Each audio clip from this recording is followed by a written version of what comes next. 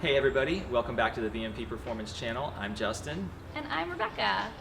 We are here at the VMP Ranch with a 15 to 17 Odin car and a new part that we've been hard at work on to complement the Odin supercharger system.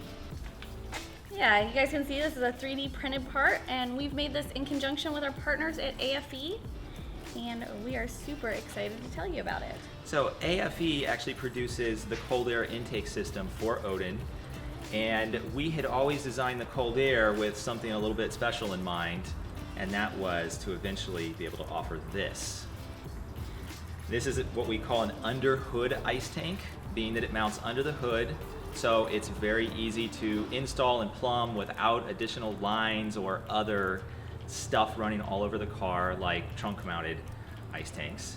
And that's something that you used for a long time in your car. Yeah, absolutely. I had an underhood ice tank on my 11 car, and it was very, very convenient to use at the track, easy to access, easy to dump some ice in and make a run.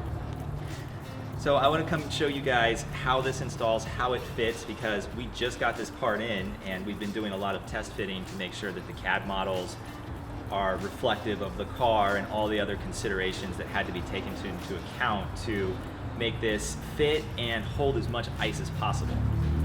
So as you can see, our cold air induction system for Odin fits nice and compact and close to the front of the car, and that left a big hole right here that we had always intended to design and build this ice tank for, and it fits right in here. It tucks right in there like it was supposed to be there.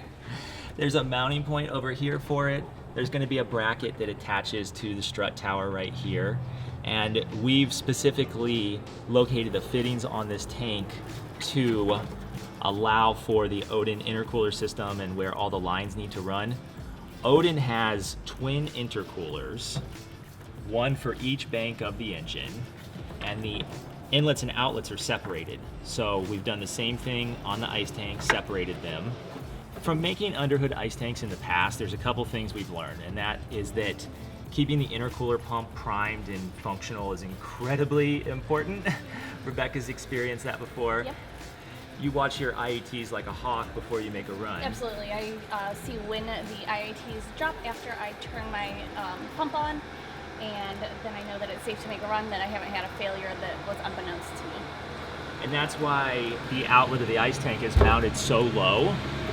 You always want to be picking up water. Now, another important thing with an ice tank is you have to have a way to drain the excess water so you can fill it with ice in the first place.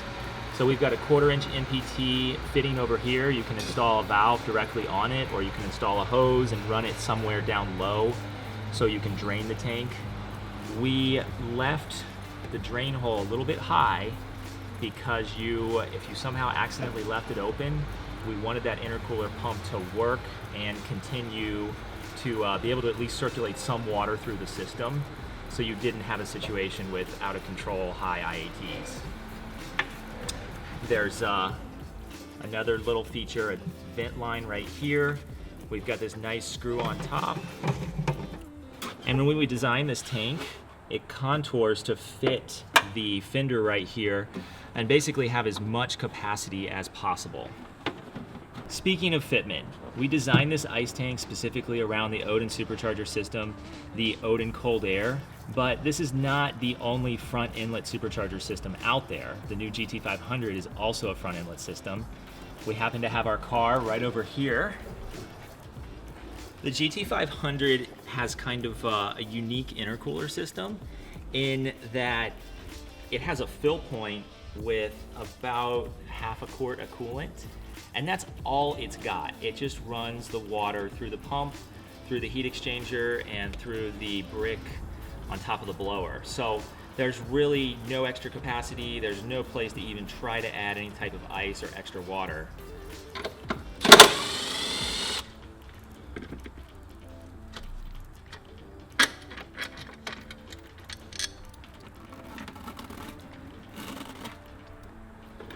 We've got one of JLT's cold air systems on Project Snowbird. I did take the heat shield out because it's pretty massive, and I know that's really important to Jay that it be there, but for simple test fitting, we just took it out. We'll figure out how to trim it later on or talk with JLT and see if it's something where they can make a different heat shield.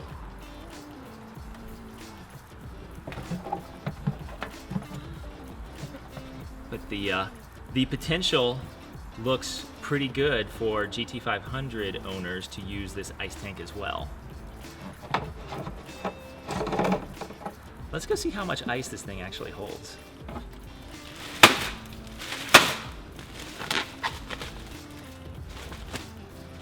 You got a 10-pound bag of ice here.